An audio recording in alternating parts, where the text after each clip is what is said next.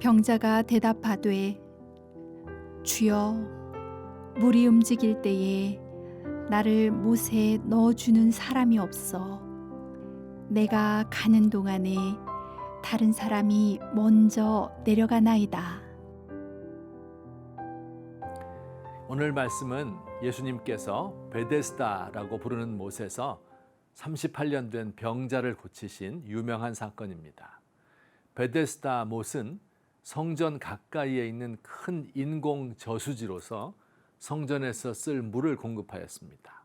가로 120m, 세로 50m, 깊이가 15m 정도 되니까 최대 9만 톤의 물을 저장할 수 있는 엄청난 크기의 저수지입니다.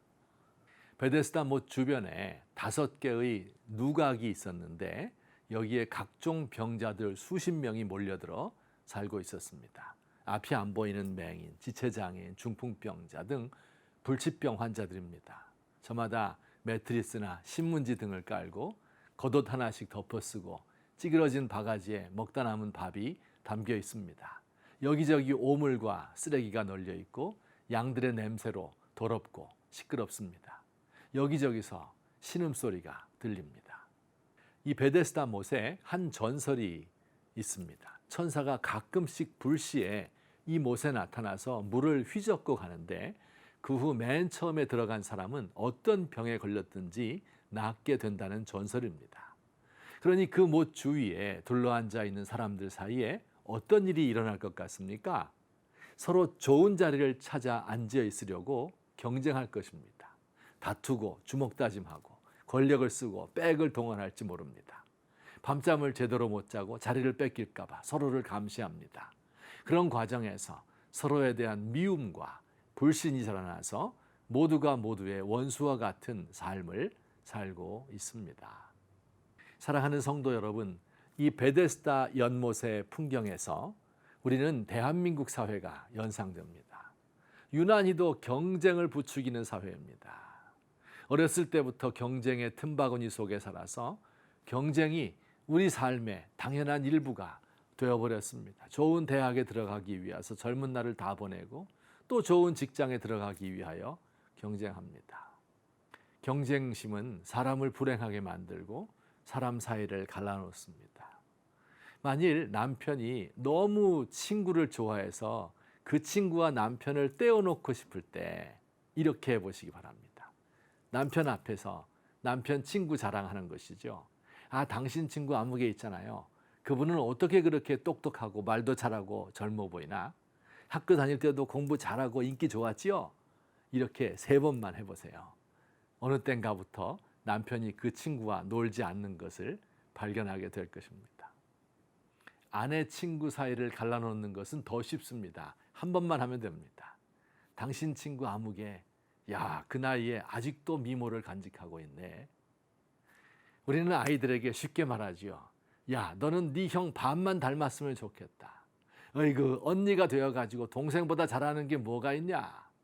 평생 형제 자매 간의 의의를 갈라놓는 말들입니다. 경쟁에서 패배한 사람은 무력감에 휩싸이고 사람과 사회에 대한 원망으로 자신의 삶을 망가뜨립니다. 예수님이 베데스다에서 만난 한 병자가 이렇게 말합니다. 주여, 물이 움직일 때 나를 못에 넣어주는 사람이 없어 내가 가는 동안에 다른 사람이 먼저 내려가나이다.